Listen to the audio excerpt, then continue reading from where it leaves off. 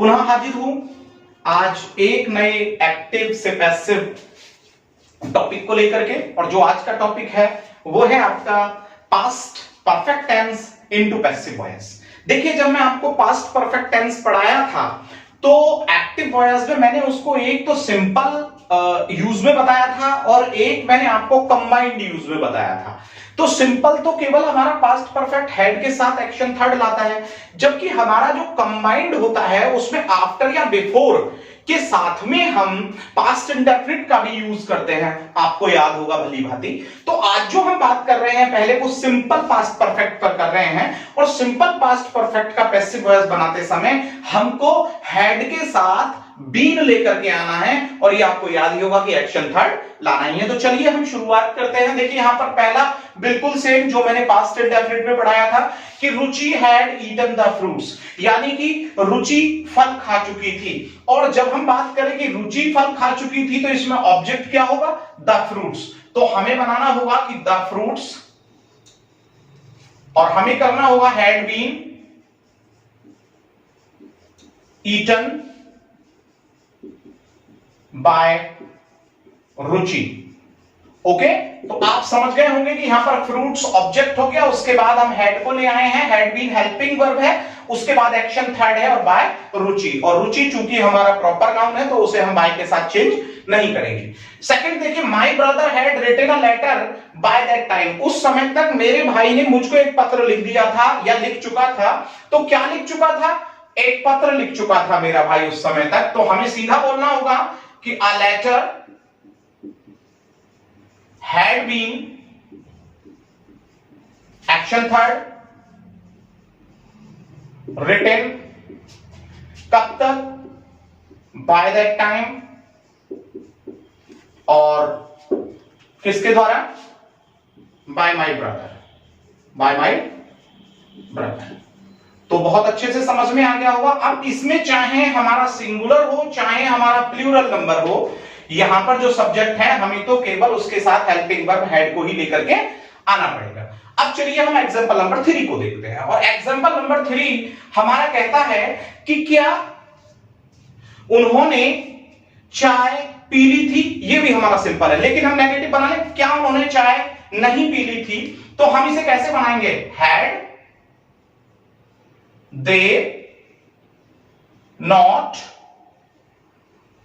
taken tea। क्या उन्होंने चाय नहीं पी ली थी? तो देखिए इसके अंदर जब हम ऑब्जेक्ट की बात करते हैं तो क्या मिलेगा? टी। और हेल्पिंग वर्ब तो सेम होगा सिंगुलर प्लूरल में। तो had tea not been taken, और किसके द्वारा? बाय देम, उनके द्वारा। ओके, तो समझ गए कि यहां पर हेड है और ऑब्जेक्ट हम टी ले आए, नॉट बीन आ गया, एक्शन थर्ड और बाय देम। चलिए अब हम यहां से एग्जांपल नंबर 4 को देख लेते हैं। और एग्जांपल नंबर 4 मैं यहां लिखे देता हूं। ठीक है, एग्जांपल नंबर 4 आपका कह रहा है कि ऐसा किसने कह दिया था? कौन था ऐसा जिसने कह दिया था? तो जब हम इसको लेकर के आए तो हम ऐसे ही तो बनाएंगे कि who had said so. Who had said so? ऐसा किसने कह दिया था? तो मैंने बताया था कि so को हम किस में ले जाते हैं? it में चेंज कर देते हैं, और who को किस में चेंज करते हैं? हम by whom में। तो जब हम इसका पैसिव वॉइस यहां पर बनाएंगे तो हम इसे करेंगे कि by whom had it, so को it में ले आए, been और said ऑलरेडी यहां पर एक्शन थर्ड है। तो आई थिंक समझ गए होंगे आप इसको।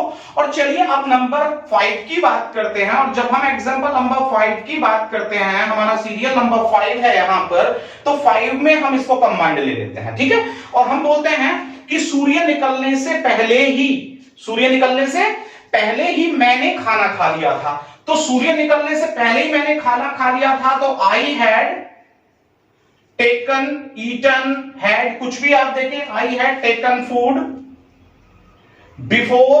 क्या हुआ? सूर्य निकला, पास्ट इंडेफिनिट में जाएगा, तो बिफोर द सन, और यहां पर क्या कर देंगे आप? रोज कर देंगे। ओके, अब जब हम इसका पैसिव वॉइस बनाएंगे तो पैसिव वॉइस में क्या हुआ यहां पर क्या होगा कि भोजन मेरे द्वारा हो गया था सूर्य निकलने से पहले, तो हम यहां पर कहेंगे फूड हैड बीन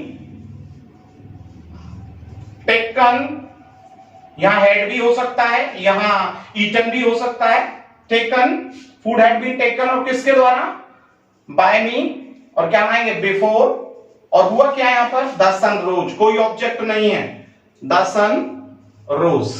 ओके, चलिए हम एग्जांपल नंबर 6 को देखते हैं, और एग्जांपल नंबर 6 आपका कह रहा है यहां पर कि डॉक्टर के आने से पहले ही मरीज ने, डॉक्टर के आने से पहले ही मरीज ने चावल खा लिए थे। तो डॉक्टर के आने से पहले ही मरीज ने चावल खा लिए थे, तो पहले काम क्या हुआ कि पेशेंट चावल खा चुका था, तो द पेशेंट हैड ईटन या टेकन, क्या, ईटन राइस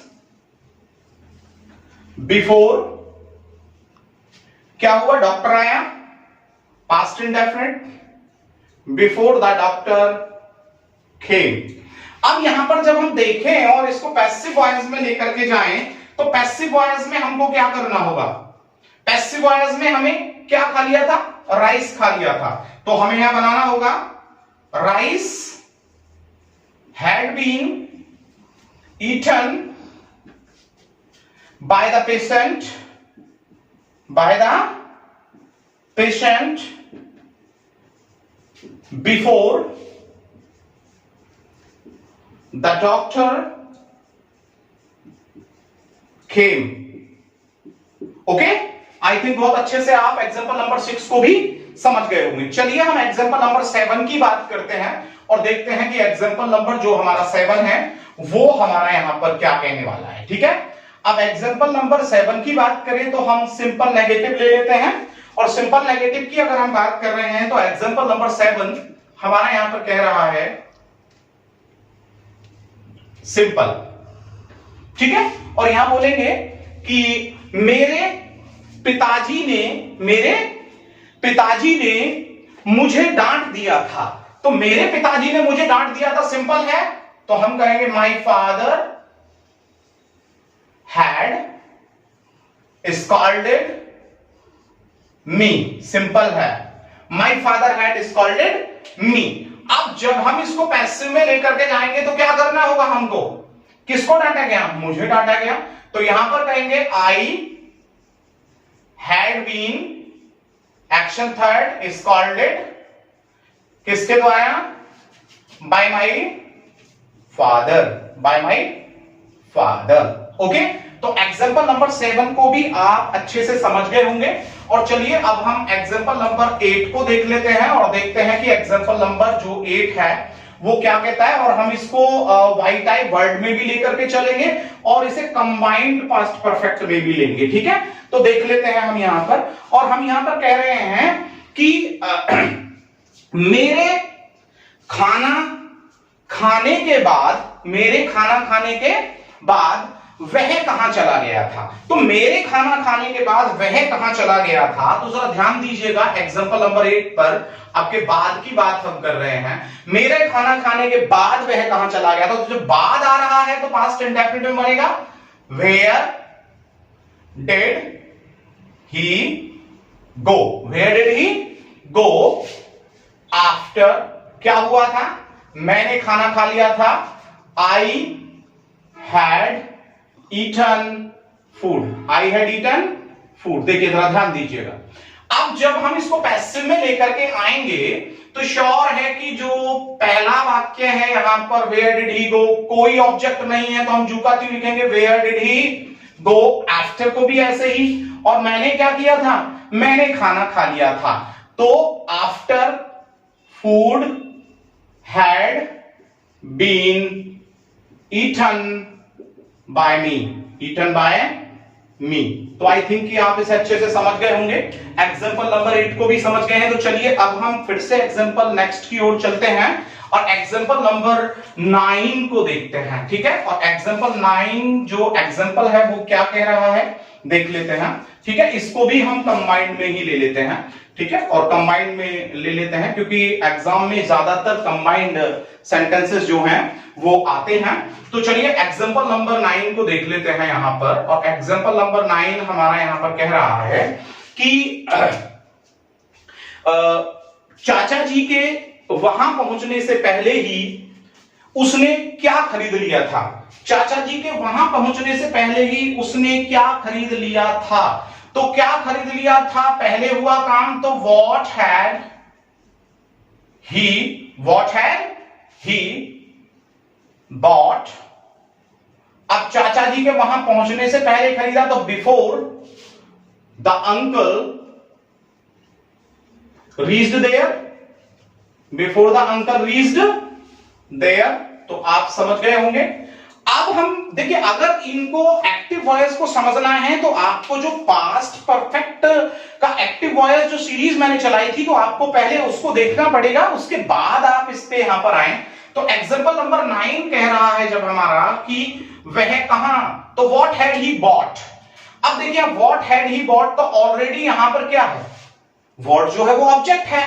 तो अब हमें क्या करना होगा, what had been bought, what had been bought किसके द्वारा, by him before। और क्या हुआ, uncle reached there, before the uncle reached there। Okay तो प्रिय मित्रों, मैं समझता हूं कि इन एग्जांपल्स के जरिए और स्ट्रक्चर्स के जरिए आप बहुत अच्छे से जो पास्ट परफेक्ट टेंस है उसे पैसिव वॉइस में कन्वर्ट करना आप सीख गए होंगे। और मैं जल्दी ही आपके सामने पुनः जो इसका नेक्स्ट है वो पार्ट लेकर के आऊंगा। और हमारे साथ जुड़े रहिए और अपने करियर को नित्य नए पंख देने के लिए द नीलांचल क्लासेस के साथ जुड़े रहिए। धन्यवाद।